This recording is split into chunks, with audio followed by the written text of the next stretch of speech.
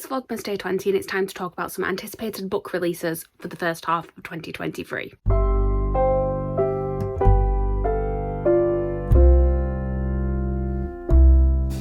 Hi everyone, my name is Chloe, welcome back to my channel. Thank you for being here today. Today's video is a Vlogmas video. I'm uploading a new video every day in December up to and including Christmas Day. We're doing a mixture of bookish and theatrical content. Today we are back on the books. Yesterday I talked about shows that I was anticipating in the year of 2023. Today I'm going to talk about books that I'm looking forward to. I'm going to do this for the first half of the year because a lot of the release dates for later on in the year aren't out yet. So I'll have another video like this around about June time. But these are the books that I'm sort of most excited about in the first 6 months of the year. I will say these are pretty much, I think actually all of them are from authors that I've read before, just because these are the ones that are on my radar a little bit more, because obviously I've read stuff by these authors before. It's also the ones that like Goodreads has a section of like books that are coming out by authors that you've read from, so it's easier to keep an eye on these. There will be some debuts that come out that I'll be really interested in, but I just don't know enough about them yet. There'll probably be some books by authors that I've never read from before, so I just didn't realise they had a new book coming out, but then suddenly one of them really interests me. There's going to be things like that, but for the purpose of this video, it is easier for me to just go through the ones that are by authors that I have already read from. Some of these actually though are authors that I've read from, but maybe they aren't like favourite authors. It might be people that I'm sort of willing to give another chance to, but some of them are also favourite authors who have new books coming out. So it's a nice mixture. For the release dates for these, I have based it on the Waterstones website, because obviously that's going to give me most of the UK release dates. Some of these could change or they could be different in your country. Like I know at least one of these books is already out in America, but I am going off of the UK release date that I found on the Waterstones website, because I just thought that was the easiest way to figure it out. Go for the biggest bookstore in the UK and see what release dates they have. It should be pretty much right, hopefully. So without further ado, let's talk about some books I'm very excited for in the next 6 months. So the first release we have is coming out on the 3rd of January. It is technically already out because it's a collection of short stories that were released this year, but this is the first time they're going to be released in print. It is Love to Love You, which is by Ali Hazelwood. So I believe it's 3 short stories that are all similar to the other books that Ali Hazelwood has released. So basically romance books that are set in the world of STEM. I've read The Love Hypothesis and Love on the Brain. I've enjoyed both of them. I've enjoyed both of them, so I thought I will be picking up this. I'm not in like a rush to get it at the minute. Obviously I've waited long enough without reading these stories because I could have listened to the audiobooks or got the ebooks in the time since they've been out, but I was waiting for the physical copy. I am going to be waiting a little bit longer because I will be getting the Afterlight Illumicrate edition to match the copies of The Love Hypothesis and Love on the Brain that I've got, but that has been announced now, so as soon as I get that I will read these short stories. I have heard good things about them, mainly from Becca, but I'm looking forward to reading these stories. Also on the 3rd of January we have one that I did not even realise was coming out, and I'm not entirely sure if it is actually a UK release or if it's just that Waterstones are selling it, because it is listed on there, and it is a book called Highly Suspicious and Unfairly Cute, which is by Talia Hibbert, who wrote the Brown Sisters trilogy, which is one of my favourite romance series. So when I saw that there was a new book coming out by this author, I was very excited. I don't know too much about the synopsis. I'll just read like the basic tagline, because it says it's a laugh out loud story about a quirky content creator and a clean-cut athlete testing their abilities to survive the great outdoors and each other. It mentions academic rivalry as well, so it's going to be like a rivals to lovers sort of story. I loved all 3 of the books in the Brown Sisters trilogy, so I'm excited to read this one. I'm just excited to have a new Talia Hibbert book to read. I'm actually looking into this one a little bit more. It seems like it's a YA book, so a little bit different than what I've read from this author before, but I'm still intrigued to see what it's like. And then again, also on the 3rd of January we have got The Stolen Heir by Holly Black. So this is a sequel to the Folk of the Air trilogy, which is a series that started with The Cruel Prince. This follows one of the side characters from that first series, and it is set a little bit afterwards as well. I'm not going to say too much else about the synopsis because I think it will spoil things for the original trilogy, but I really enjoyed The Cruel Prince and its sequels, and I'm excited to read this one because I think it'll be fun to have like a new story in this world, but then it will also still feature some of the characters from the original, so you'll sort of see what's happened to them afterwards as well. I think it should be a good one to read. On the 5th of January we've got 9 Liars by Maureen Johnson, which is the 5th book in the Truly Devious series. So Truly Devious is this mystery series that's set at a boarding school, or at least it started off being set at a boarding school, and basically this school was for students who had sort of special interests in things, so they kind of set their own course of study based on what their unique interest was. And the main character Stevie wanted to solve this mystery that had long been hanging over the school, all to do with the founder and his wife that went missing. There was like a murder mystery thing going on from many years previously. The first 3 books in the series read like a trilogy, and it was basically solving this cold case from when the school was originally set up. That storyline finished, but then we've had another book since then, which was A Box in the Woods, and now we've got another one, and they're reading more as standalones but still within that world. So obviously you've still got the overarching storyline of like the characters and their relationships and things, but the actual mysteries themselves are more standalones, which is good in a way because the original trilogy started off really well, but then it dragged out a little bit too long. So I like that we're having these sort of shorter mysteries because it's less worried that it's going to just sort of drag on a little bit. I did say when the fourth one came out that I would sort of give that a chance, and if I didn't like that they were doing these separate stories, I could sort of leave the series just as a trilogy. But because I really enjoyed the fourth one, I'm excited to pick the fifth one up, and it comes out on the 5th of January. And although I think I did see somebody said that theirs has already been shipped who pre-ordered it from Waterstones, I have not pre-ordered it, but I may have to keep an eye out and see if it's in store next time I call into Waterstones. Also on the 5th of January, this is one that I do know is already out in America. It is Never Ever Getting Back Together by Sophie Gonzalez. I have actually already read this one. I got the arc of it, but I do need to get a physical copy to go with my other Sophie Gonzalez books. This is about two girls who are competing on a reality competition that basically the idea is it is all exes of this guy, and they have to compete to get a chance to have like a second chance relationship with him. But it turns out the guy isn't very nice. He actually cheated on one of the girls with the other one when they were together, and then what ends up happening is a relationship develops between the two girls instead of between the girls and the guy that they're competing for. I really enjoyed this book. I read it last month, and like I said, I'm excited to get my hands on a physical copy of it to add to my collection. On the 10th of January, we've got Hellbent, which is the sequel to Ninth House by Leigh Bardugo. It feels like we've been waiting for so long for this book to come out. It's set at Yale, and it's all about the sort of secret societies that exist there, which are real things that actually do exist, but this has like a paranormal twist on it. And I really enjoyed the first book. It was Leigh Bardugo's first adult book, and I actually probably should reread it before I read Hellbent, because like I said, it's been a while that we've been waiting for the sequel to come out. I went to a sign-in for Ninth House in October 2019. I'm pretty sure that was like just as it came out. So we've been waiting like 3 years for the sequel, and I'm just very happy that I'm finally going to get my hands on it. We then have got Last Violent Call by Chloe Gong, which I am anticipating, but I also haven't read the last Chloe Gong book that I got. So Chloe Gong wrote These Violent Delights and Our Violent Ends, as well as Foul Lady Fortune, which is the spin-off to that original duology. This book, I believe, is a short story collection set in the same world. I don't know if you have to have read all three, or if you just have to have read the first two to read this, but I would like to read Foul Lady Fortune soon anyway, so I might try and get that on a TBR in January or February, because they didn't actually say the release date of this, but it is the 28th of February, so I've got a little bit of time to read it. But I don't know too much else about what the stories are about. I just know they are short stories. I think it's two novellas it's advertised as that are set in that world. So excited to read them once I have actually finished the other book that I've got by this author to read. Also on the 28th of February, we've got A Day of Fallen Night by Samantha Shannon. This is the prequel to Priory of the Orange Tree. Part of me thinks I should reread Priory of the Orange Tree because I have read it, but there is a lot in that book. It's a very long book. I don't think I can remember it all.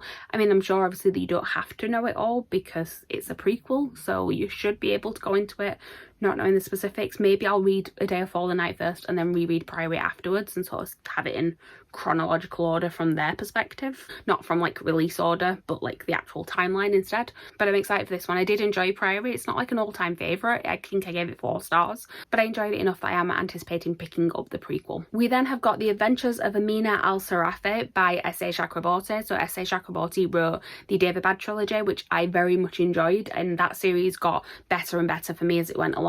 I'm looking forward to reading something else by this author. I don't actually know too much about what it's about, so I'm just gonna have a little look. It's a new trilogy apparently. It says it's a new trilogy of magic and mayhem on the high seas in this tale of pirates and sorcerers, forbidden artifacts and ancient mysteries in one woman's determined quest to seize a final chance at glory and write her own legend. I'm not going to read like the full synopsis, I just want to get like the tagline for it, but that sounds interesting. I don't read a lot of like pirate type books. The last ones that I probably read and enjoyed were the Live Ship Traders trilogy by Robin Hobb, but that's Robin Hobb, so maybe that's why.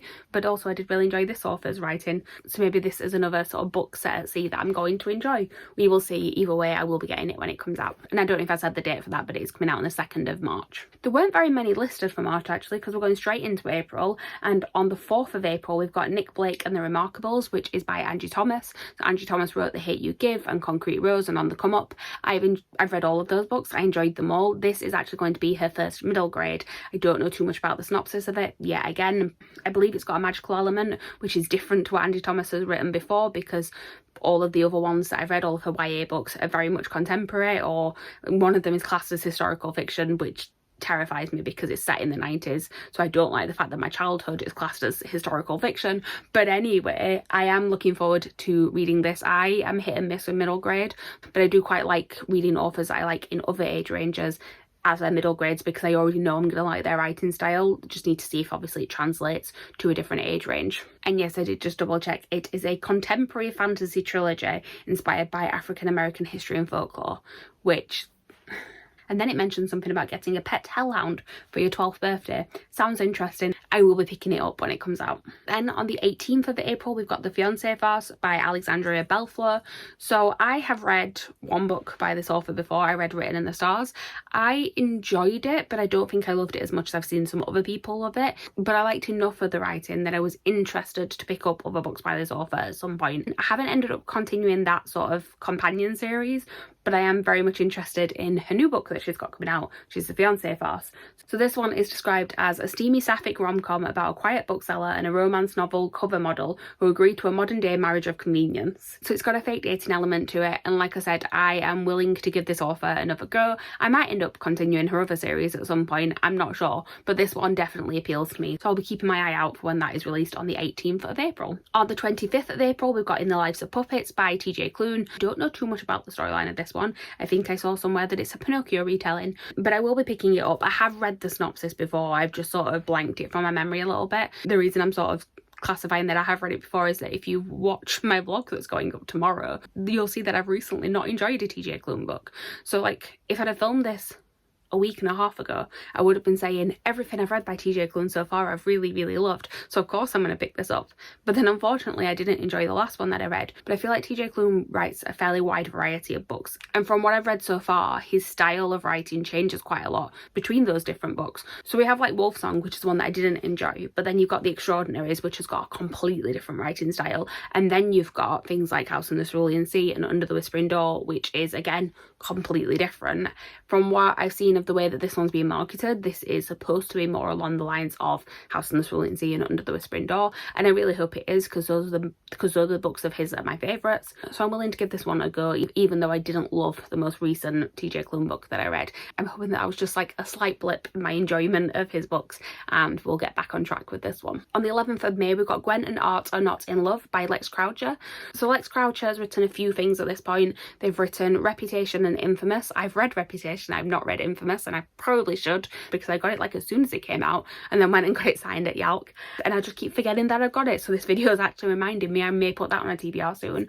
But Gwen and Art Are Not in Love is one that I've been very excited about since I first heard they were writing it, because the tagline for this one is Heartstopper meets A Knight's Tale in this queer medieval rom-com YA debut about love, friendship and being brave enough to change the course of history. So it's King Arthur retelling, it's queer. I really love the humour that Lex Croucher has had in their other books, which were also historical. They were Regency era, but also A Knight's Tale is one of my favourite films, so if you're going to sell it me as Heartstopper meets Knight's Tale, yes, I want to read that, thank you very much. Also on the 11th of May, we've got Imogen, obviously, by Becky Albertalli. So Becky Albertalli is one of my favourite authors, even though I'm sort of moving more and more away from YA, although I'm saying that, and I know quite a few of these have been YA so far. In general, I'm moving more and more away from YA, but Becky Albertalli is one of those authors that I will carry on picking up because I just really, really love her writing. What I know about the synopsis of this one is about a girl who is sort of an ally to the queer community, and then it's about her sort of discovering her own identity as part of that, as she realises that her identity may not actually be what she thought it was. It says at the end of the synopsis that the more she spends time with this other girl, the more she starts to wonder if the truth was ever all that straight to begin with.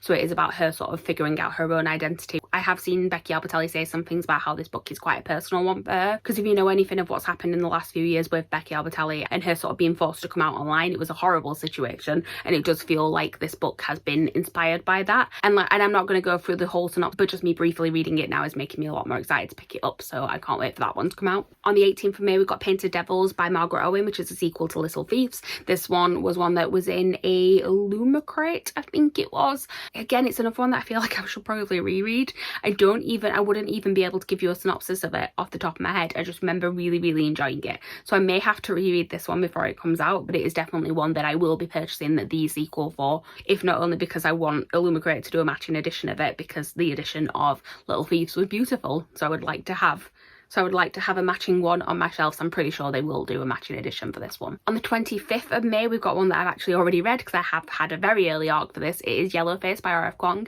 On the day I'm filming this, the cover for it actually just got revealed. This is about a main character who is an author who witnesses the death of another author who she had a friendship with. We're going to say friendship. It wasn't necessarily the healthiest of friendships, but she did have a friendship with this author. She witnesses her death and ends up finding her manuscript for her next book that nobody else knows exists at this point, and she decides to take it and publish it herself. She sort of justifies this because she has to do some reworks to kind of finish the novel off because it's not quite complete, so she justifies it to herself as this and publishes it under her own name. And then it is about sort of the discourse that follows on from this, partly because people potentially are going to find out that she's done this, but also partly because the main character is a white author and the author that she has stolen from is Asian, and the storyline of the book that she's published is all about Asian characters, and it's about sort of whose right it is to tell these stories, as well as just sort of the drama of her stealing this book in the first place. It's a very, very interesting book, and I can't wait to have a physical copy and to read it again. I could just reread the arc, but I'm going to wait till I get my physical copy. And then last but not least, on the 8th of June, we've got The Shadow Cabinet, which is the sequel to Her Majesty's Royal Coven.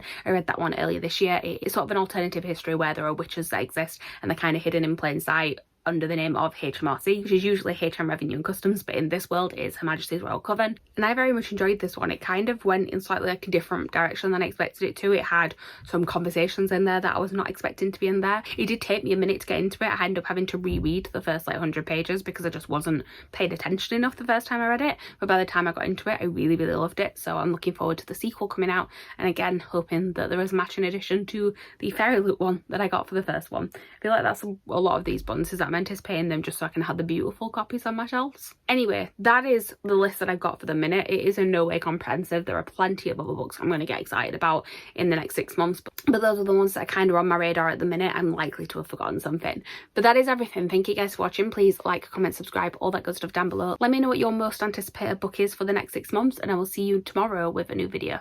Bye.